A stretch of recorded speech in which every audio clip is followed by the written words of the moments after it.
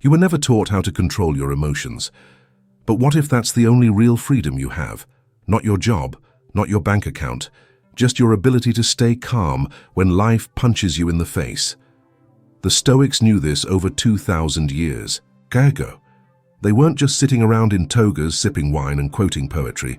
They were prepping for emotional war, battles with anger, with grief, with fear. Sound familiar? Fast forward to today, and we're still losing those same fights. One bad text and we spiral. One rude co-worker and we snap.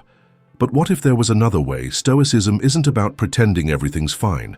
It's about becoming the kind of person who stays solid even when nothing is.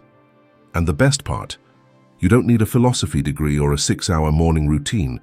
You just need 7 dead simple ideas that can rewire how you respond to chaos.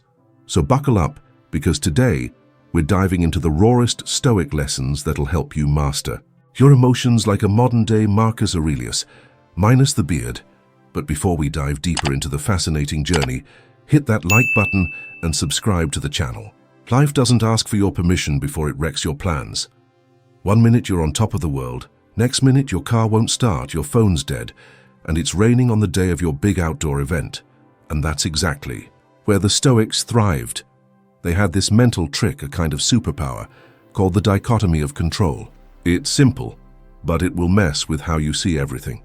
Here's the idea: some things are in your control, some things aren't, and your peace depends on knowing the difference. You can't control the weather, or traffic, or the fact that your co-worker chews like a goat, but you can control how you respond.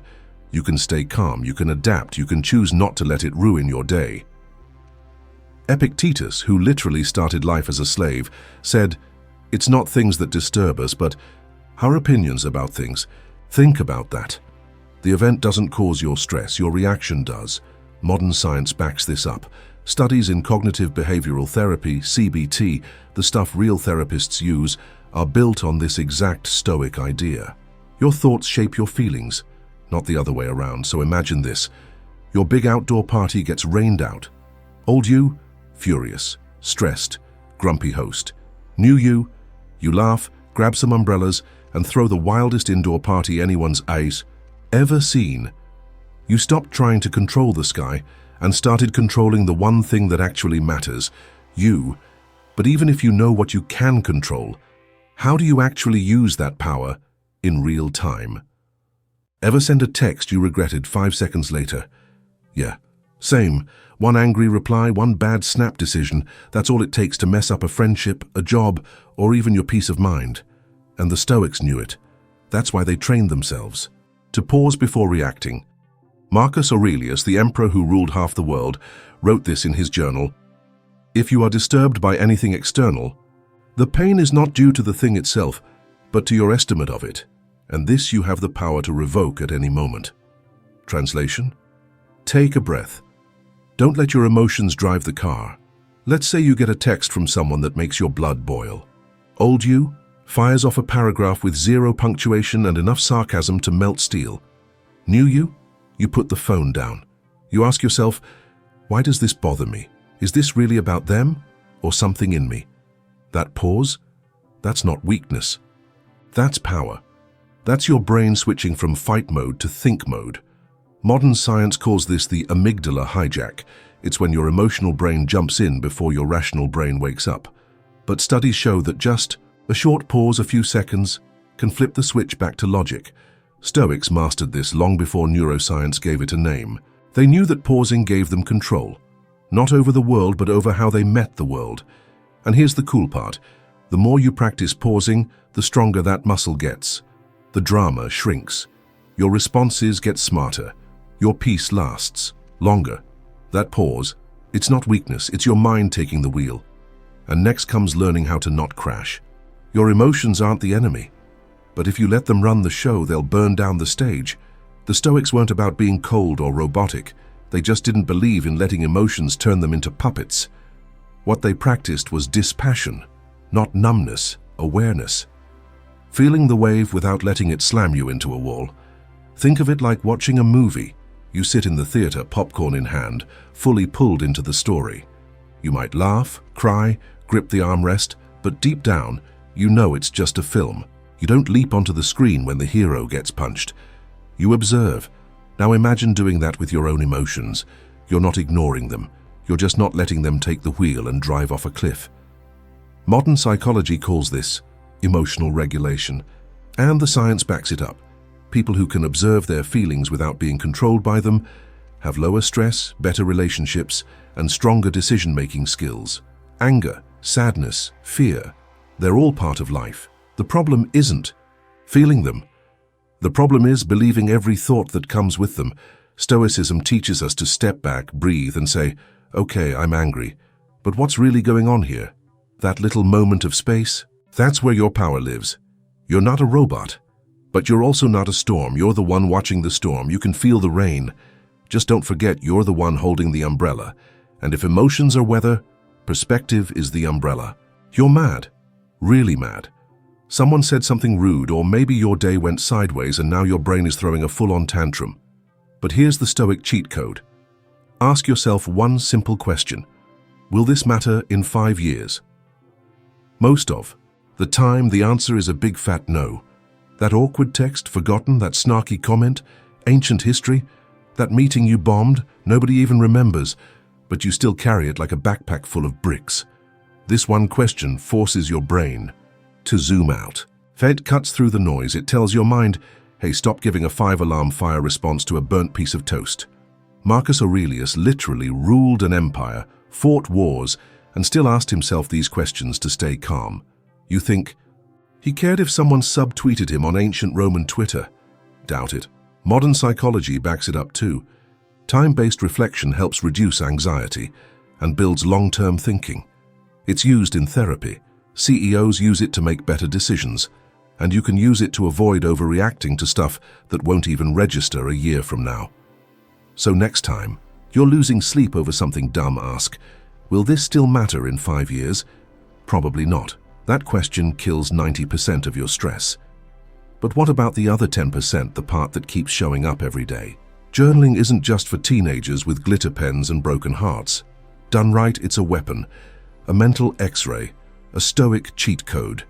Marcus Aurelius, one of the most powerful men in history, kept a journal. Not for Instagram, not for pity, just for truth. Every night he'd ask himself, where did I screw up today? What triggered me? What can I do better tomorrow? That's not Dear Diary. That's emotional strategy. Modern science agrees journaling boosts emotional intelligence, lowers anxiety, and even helps you sleep better. Therapists use it, Navy SEALs use it, and it doesn't need to be fancy, just honest. Try this. End your day with 3 simple questions. What did I feel today? Why did I feel that way? What will I do next time? You might realize you snap when you're hungry, or overthink when you're tired, or always fall apart around that one person. Patterns start to pop, and once you see the pattern, you can break it. Writing slows you down just enough to stop the emotional autopilot, and it forces your brain to face itself in the mirror. Once you write it, you own it, and once you own it, you can flip the script. Setbacks feel like the universe flipping you off. Missed chances, failed plans, people letting you down, it stings. But what if that pain was the path? The Stoics had a wild idea. The obstacle is the way. Marcus Aurelius said it best, the impediment. To action advances action. What stands in the way becomes the way. In other words, the thing blocking you is the training. Picture a river flowing downhill. Now drop a giant boulder in its path. A weak stream stops, but a strong one finds a way around or wears the rock down over time. The boulder shapes the river, just like challenges shape you. Modern science calls this post-traumatic growth.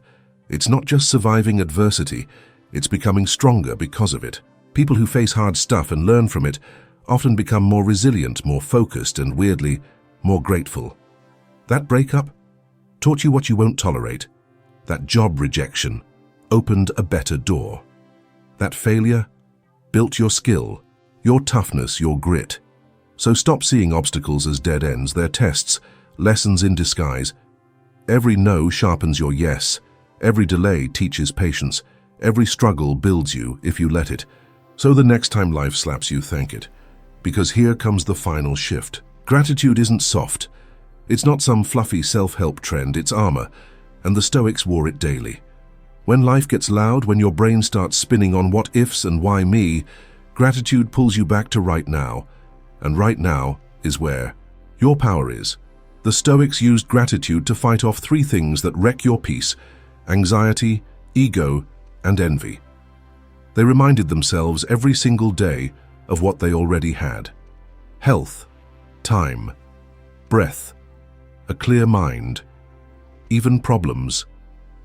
Because problems mean you're alive and learning. Modern science backs it up. People who practice daily gratitude are less stressed, sleep better, and recover faster from emotional pain. Why? Because gratitude rewires your brain. It tells your nervous system, we're safe, we're okay, keep moving. And it's stupid simple to do.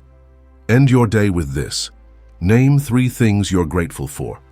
Could be big stuff or small dumb things like hot coffee, or that one coworker who doesn't talk during Zoom meetings. Over time, this daily habit builds a shield, one that protects you from the chaos of the world and the nonsense in your head. Because even when life falls apart, this mindset keeps you whole. You can't stop chaos, but you can become unshakable. That's the real Stoic flex. Not having a perfect life, but having a mindset that doesn't crumble when life punches you in the teeth. These 7 lessons? They're more than quotes. They're tools. Tools to help you stay calm when things go wrong, to stay kind when people suck, to stay focused when everything feels upside down. So let's bring it back to you. Which one of these Stoic habits do you need most right now? Is it the pause before reacting? The 5-year question? Or maybe just learning how to not let a bad moment ruin a good day? Drop it in the comments, I read them. Let's see which lesson hit hardest. If this helped you feel even 1% more grounded, give it a like. If you want more content that makes you smarter, calmer, and slightly less emotionally explosive, hit that subscribe button and ring the bell. Until next time, stay curious, stay grounded, and remember, peace isn't found in avoiding storms. It's found in learning how to stand in the rain without flinching.